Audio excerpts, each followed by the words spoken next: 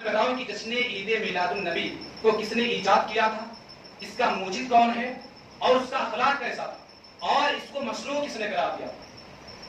जश्न मिलाद को ईजाद करने वाला शहर मूसिल के करीब एक शहर है अरबल।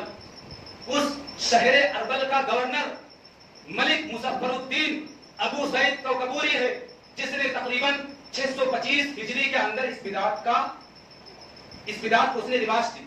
अबू सईद कौकबूरी ने 625 हिजरी के अंदर इस बिदात को उसने रिवाज दी, यानी तकरीबन 7वीं सदी हिजरी के शुरू में ये बिदात खुल करके मंजर आम पर लोगों के सामने आई।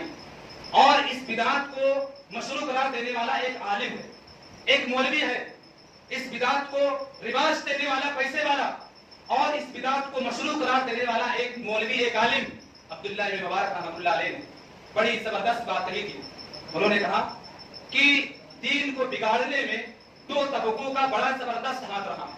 दीन को बिगाड़ने में दो तबकों का बड़ा जबरदस्त हाथ रहा है। एक अय्याश परस्त अमीरों का और दूसरा जमीर फरोश मुल्लाओं का। इन दो तबकों ने दीन को सबसे ज्यादा बिगाड़ा है। इस बिदात का मूजिद अबू सईद कौकबूरी और इस बिदात को मशरू करार देने वाला और इस पर किताब लिखने वाला इब्ने दिहिया कल्बी है। उसकी कुन्नियत अबुल खत्ताब है और उमर नाम है, लेकिन वो मशहूर इब्ने दिहिया कल्बी के नाम से। अच्छा, अबू सईद कौकबूरी जो बादशाह था वो कैसा था, उसका अखलाक कैसा था? ये अबू सईद कौकबूरी ये निहायत बदखुल्क और अय्याश परस्त बादशाह था। ये जिस दिन रसूल अकरम सल्लल्लाहु अलैहि वसल्लम की विलादत के दिन नाचने वालों को, गाने वालों को जमा करता और उनको नचाता और उनके साथ खुद भी नाचता। ये बहुत ही अहमक और अय्याश परस्त बादशाह था अबू सईद कौकबूरी। अच्छा, वो आलिम कैसा था जिसने इस बिदात के बारे में फतवा दिया? इब्ने दिहिया कल्बी। इसके बारे में इब्न नज्जार ने लिखा, रायतुन नासा मुस्तमिईन अला कित्बिही व ज़ुब्ही। मैंने देखा कि तमाम के तमाम लोग इब्ने दिहिया कल्बी के झूठे होने पर और उसके ज़ईफ़ होने पर इत्तिफाक कर रहे। तमाम लोगों का इत्तिफाक है इस मौलवी के झूठे होने पर। और अल्लामा जलालुद्दीन सुयूती रहमतुल्लाह अलैह लिखते हैं कि इब्ने दिहिया कल्बी जिसने जश्न मिलाद को मशरू करार दिया, जिसने इस सिलसिले में सबसे पहली किताब लिखी थी, इब्ने दिहिया कल्बी से जब कोई भी आदमी फतवा तलब करने जाता था तो वो अपनी अक्ल से बिला दलील फतवा दिया करता था। इब्ने दिहिया कल्बी अपनी अक्ल से बिला दलील फतवे दिया करता था, और जब उससे दलाइल तलब किए जाते, दलील का मुतालबा किया जाता, तो अपनी अक्ल से हदीसों को खड़ करके पेश कर देता। यह ऐसा आलिम, यह ऐसा मौलवी है जिसने दीन को बिगाड़ने में कोई कसर नहीं छोड़ी। और हाफिज इब्ने हजर अस्कलानी रहमतुल्लाह अलैह लिखते हैं कि सिर्फ यही नहीं कि इब्ने दिहिया कल्बी झूठा था, बल्कि कान कसीरुल वक़ीअति फिल अइम्मा व फिसलाफ। इब्ने दिहिया कल्बी ये बदजुबान और सल्फ़े सालिहीन को बुरा भला भी कहता था, सल्फ़े सालिहीन को गालियां भी देता था। और दीन के बारे में इसका हाल क्या था? कान कलीलुन नज़र फी उमूर दीन। दीन के बारे में इसकी मालूमात बिल्कुल सिफर थी। दीन के बारे में इब्ने दिहिया कल्बी की मालूमात बिल्कुल जीरो थी, कुछ भी नहीं जानता था।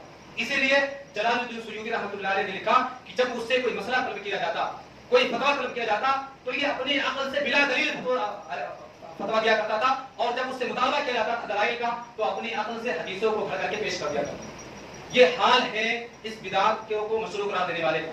ये हाल है, यानी इब्ने दिहिया कल्बी जो एक मौलवी था, नाम नेहाद मौलवी था, उसने जो इस बिदात को मशरू करार दिया, ये हाल है। नंबर 1 झूठा, नंबर 2 हदीसों को खड़ने वाला, नंबर 3 सल्फ़े सालिहीन को गालियां देने वाला, नंबर 4 दीन के बारे में इसकी मालूमात बिल्कुल जीरो थी, सिफर।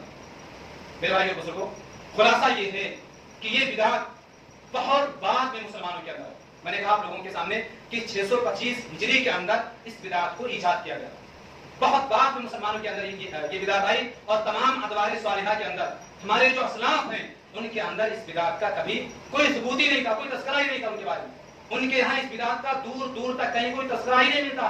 बहुत बाद में आई, यानी 600 साल के बाद ये बिदात इस्लाम के अंदर, 600 साल के बाद। और हमेशा याद रहे कि दीन के सिलसिले में सिर्फ और सिर्फ वही बात काबिल कबूल होगी जो 1400 साल पुरानी हो, जो 1400 साल पुरानी हो, जो रसूल अकरम सल्लल्लाहु अलैहि वसल्लम से मनकूल हो, सहाबे कराम से वो बात मनकूल हो, सहाबे कराम ने उस पर अमल किया हो, उसे करके दिखाया हो, सहाबे कराम के दौर में वो चीज पाई जाती हो, वो दीन का हिस्सा है। रसूल अकरम सल्लल्लाहु अलैहि वसल्लम की जिंदगी के बाद, रसूल अकरम सल्लल्लाहु अलैहि वसल्लम के बाद अगर कोई भी आदमी इस्लाम के अंदर कोई भी चीज ईजाद करता है वो नाकाबिले कबूल होगा। आपको बेवकूफ बनाने वाले लोग एक फुसलाने के तौर से क्या कहेंगे कि ये अच्छी चीज ही तो है। कौन सी खराब चीज है? अच्छी चीज है रसूल अकरम सल्लल्लाहु अलैहि वसल्लम की मीलाद बनाना और रसूल अकरम सल्लल्लाहु अलैहि वसल्लम से अकीदत और मोहब्बत का इजहार करना, ये अच्छी चीज है, कोई बुरी बात थोड़ी ना। मेरे भाइयों और बुजुर्गों, मैं ये सवाल करता हूं कि अगर दूध के अंदर जमजम का पानी मिला दिया जाए, आप मुझे बतलाएं क्या दूध खालिस रहेगा? दूध के अंदर अगर जमजम का पानी मिला दिया जाए तब भी दूध खालिस नहीं रहेगा। दूध खालिस वही है जो भैंस की थनों से निकले।